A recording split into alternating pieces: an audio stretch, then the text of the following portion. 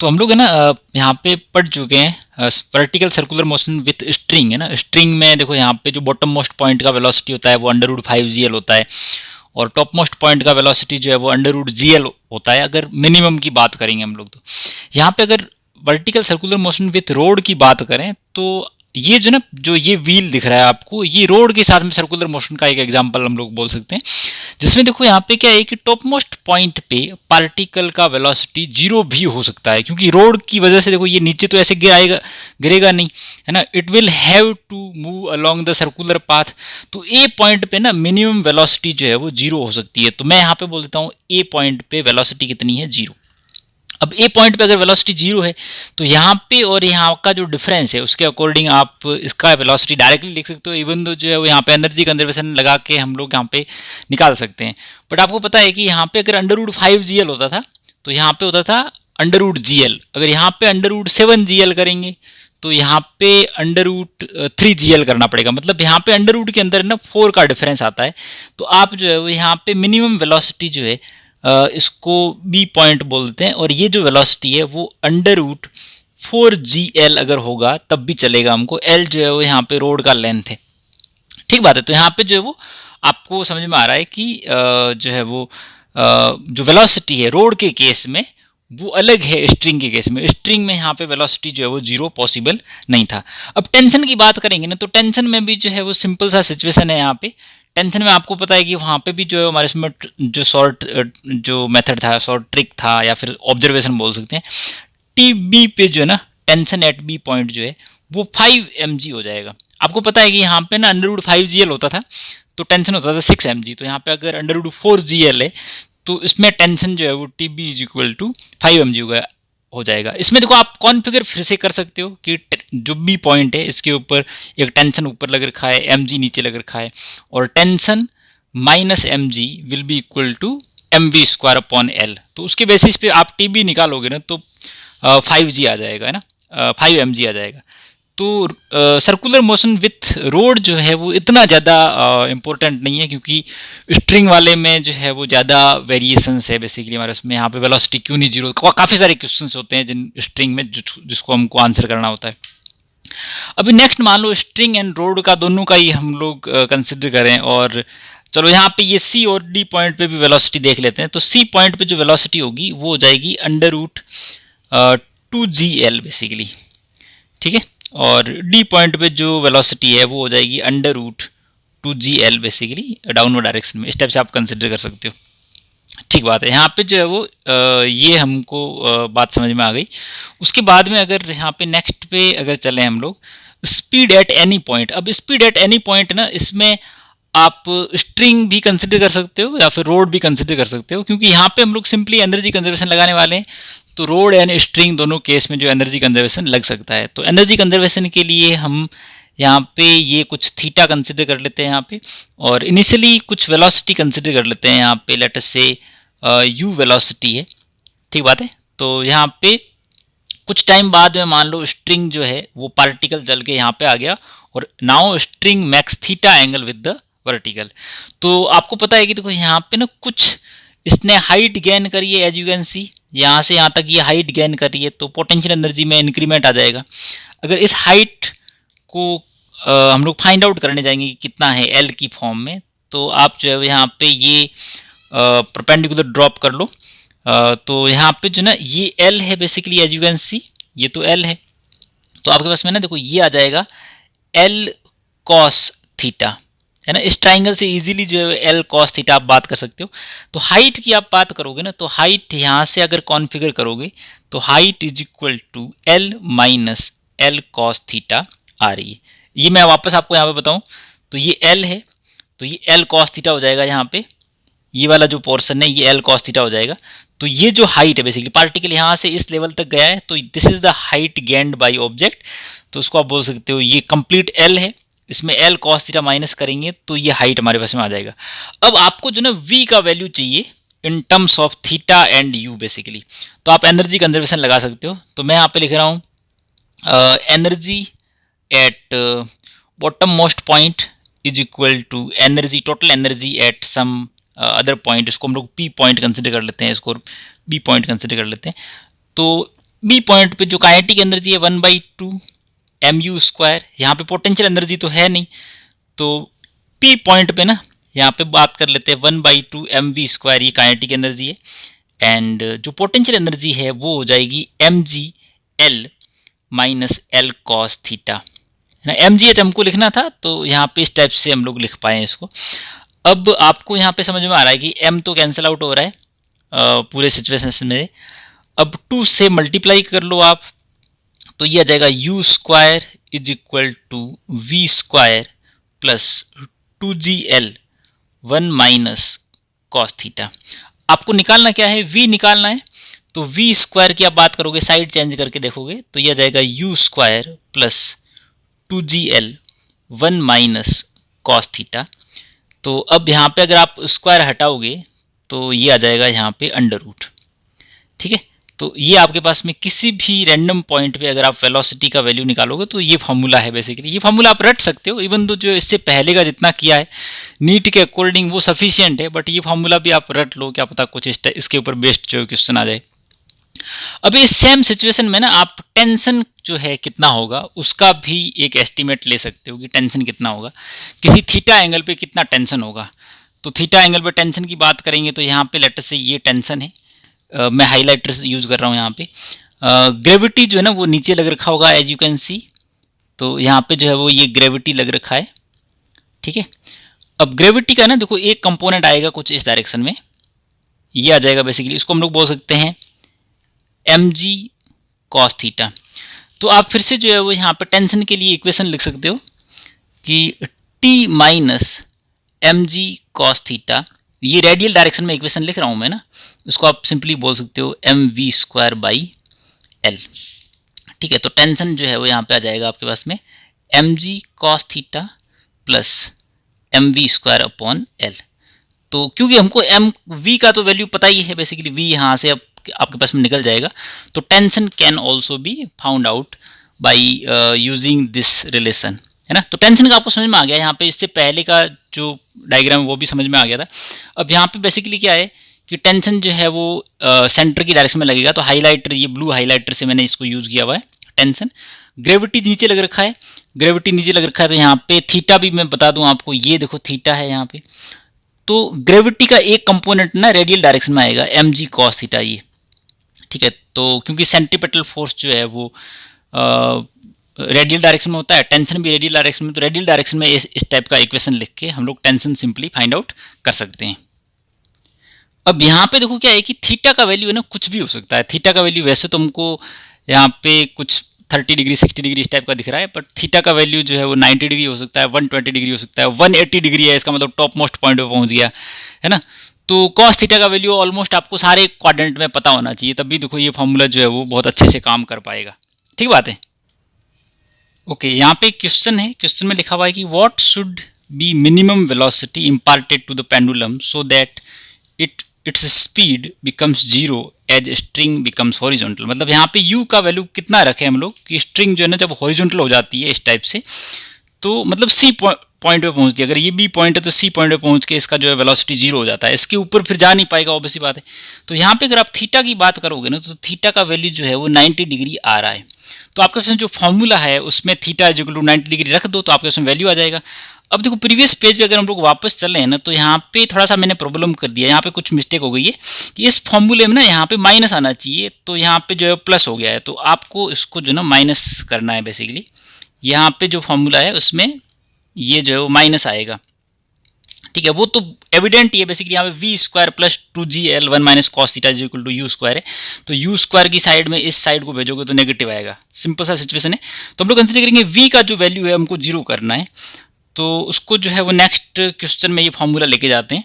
फॉर्मूले में हमारे पास में जो है वो ये आ जाएगा v is equal to u² minus 2gl 1 minus cos theta, ठीक है। अंडर रूट में ये आपको जो है v जीरो करना है, ऐसा हमको गिवन है यहाँ पे, ये v जो है वो जीरो करना है यहाँ पे, तो ये आ जाएगा u² minus 2gl 1 minus cos 90, है ना, ये रख दूँ। तो इसका मतलब कॉस 90 का वैल्यू तो जीरो होता है, आपको पता है, तो zero is equal to square करके ही लिख देता हूँ मैं, u² माइनस 2gl, ऐसा बोल सकते हैं। तो इसका मतलब क्या हुआ कि 2gl ब्रैकेट के अंदर जो है वो यहाँ पे ऑब्वियस सी बात है कि 1 माइनस 0 आ जाएगा। तो अगर आप u की बात करोगे ना तो ये आ जाएगा √2gl, है ना। तो अगर √2gl वेलोसिटी दोगे तो जो है वो पार्टिकल ना वो चला जाएगा यहाँ पे और यहाँ पे जाके जो है वो रुक जाएगा। अब यहाँ पे कुछ पॉइंट्स है वर्टिकल सर्कुलर मोशन के रिगार्डिंग जो आपको डायरेक्टली याद रखने, ठीक बात है। तो यहाँ पे देखो मैं बताऊंगा कि इस जो सर्कुलर पार्ट है, बेसिक सर्कुलर पाथ है, उसको दो पार्ट में अगर डिवाइड करें, एक अपर हाफ एंड एक लोअर हाफ, है ना। तो अपर हाफ की बात करेंगे ना तो अपर हाफ जो सेमी सर्कल है बेसिकली उसको मैं बोल दूंगा यहाँ पे C से A फिर A से D, और लोअर हाफ है जो D से B एंड B से C बेसिकली। तो यहाँ पे हम लोग कंसिडर करेंगे कि देखो लोअर हाफ में ना वो टेंशन कभी भी जीरो नहीं हो सकता, है ना। तो टेंशन का अगर फॉर्मूला लिखेंगे ना तो टेंशन का फॉर्मूला होता है T = mg cos theta plus mv² L basically. मैं अगर फॉर्मूला आपको रिविजिट कराऊँ ना, देखो फॉर्मूला देखो ये कैसे था, तो इस पेज पे बेसिकली तो यहाँ पे ना आप देख सकते हो कि देखो जो mg cos थीटा है वो भी इसी डायरेक्शन में जो है ना, और mv² L जो है वो तो क्योंकि देखो जहाँ पे लोअर हाफ में जो है वो mg cos थीटा तो हमेशा ही रहेगा, इवन वेलोसिटी जीरो हो जाए फिर भी mg cos थीटा जो को टेंशन के इक्वल रहेगा। इसका मतलब क्या हुआ कि लोअर हाफ में ना टेंशन कभी भी जो है वो जीरो हो ही नहीं सकता, ठीक है। तो अपर हाफ में जो है वेलोसिटी जीरो नहीं हो सकता। तो मैं ना यहाँ पे कुछ पॉइंट्स डायरेक्टली लिख देता हूँ। अब यहाँ पे अगर अपर हाफ की बात करेंगे तो अपर हाफ में ना वेलोसिटी जीरो नहीं हो सकती। अगर देखो स्ट्रिंग के साथ में सर्कुलर मोशन हो रही है तो ऊपर जाते टाइम है ना, मान लो वेलोसिटी बहुत कम हो गई तो किसी पर्टिकुलर पॉइंट पे टेंशन तो जीरो हो सकता है। टेंशन जीरो हो गया तो वो सर्कुलर पाथ छोड़ देगा, है ना, और फिर सर्कुलर पाथ छोड़ देगा, टेंशन जीरो हो जाएगा तो mg के अंडर जो है मोशन करेगा, प्रोजेक्टाइल करेगा, बट वो ज़्यादा इतना ज़्यादा इंपॉर्टेंट नहीं है, हम लोग इतना ज़्यादा डेप्थ में नहीं जाएंगे। तो हम लोग कंसिडर करेंगे अपर हाफ में अगर सर्कुलर मोशन हो रही है स्ट्रिंग के साथ में तो टेंशन जो है ना कभी भी यहाँ पे जो है वो जीरो हो सकता है, बट वेलोसिटी कभी भी जीरो नहीं होगी। तो मतलब लोअर हाफ में टेंशन जीरो नहीं होगा और अपर हाफ में वेलोसिटी जीरो नहीं होगी, बट रोड के साथ में ना अपर हाफ में वेलोसिटी जीरो हो भी सकती है। तो ये भी पॉइंट जो है मैं लिख देता हूँ, ठीक है। तो ये दोनों ही पॉइंट्स जो है मैंने लिख दिए हैं यहाँ पे, ये आपको जो है वो डायरेक्टली याद रखने, ठीक है। अगेन इतनी ज़्यादा इंपॉर्टेंट भी नहीं है, बट याद रखोगे तो ठीक रहेगा, है ना। और ये जो आप थोड़ा सा इस पे सोचना कि देखो ऐसा हम लोग क्यों बोल रहे हैं, है ना, समझ में आना चाहिए बेसिकली, समझ में आके फिर आपको याद रखने हैं। उसके बाद देखो टॉपिक है हमारे पास कॉनिकल पेंडुलम, है ना। कॉनिकल पेंडुलम में क्या होता है कि इस टाइप का आपने अरेंजमेंट कभी भी देखा भी होगा कि एक पार्टिकल है वो इस टाइप से जो है वो यहाँ पे लगा हुआ है और इसको ना कुछ वेलोसिटी देके हम लोग छोड़ेंगे तो ये ना एक हॉरिजॉन्टल पाथ पे मान लो v वेलोसिटी से मूव करता है बेसिकली ना, हॉरिजॉन्टल पाथ पे ऐसे मूव करता है ये। और यहाँ पे जो ना ये टॉप मोस्ट पॉइंट है इसको हम लोग बोलेंगे सस्पेंशन पॉइंट, S बोल सकते हो आप। ये जो है वो बीच में जो हॉरिजॉन्टल सर्कल ड्रॉ हो रहा है उसको यहाँ पे हम लोग बोल सकते हैं सेंटर ऑफ सर्कल।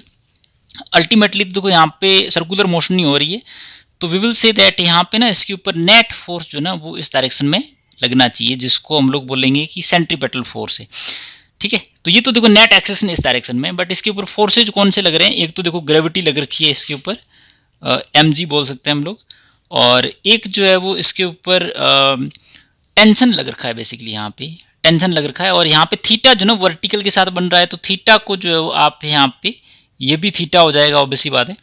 तो इसको कॉन्फ़िगर करते हैं अब ना, कॉन्फ़िगर करेंगे तो यहाँ पे देखो जो टेंशन लग रखा है उसका देखो एक कंपोनेंट जो है इसको आप बोल सकते हो t cos थीटा, ठीक है। तो t cos थीटा जो है वो यहाँ पे mg को बैलेंस कर रहा होगा, और दूसरा कंपोनेंट जो t sin थीटा है बेसिकली इस डायरेक्शन में, t sin theta basically centripetal force को प्रोवाइड करेगा, ऐसा बोल सकते हैं हम लोग t sin थीटा।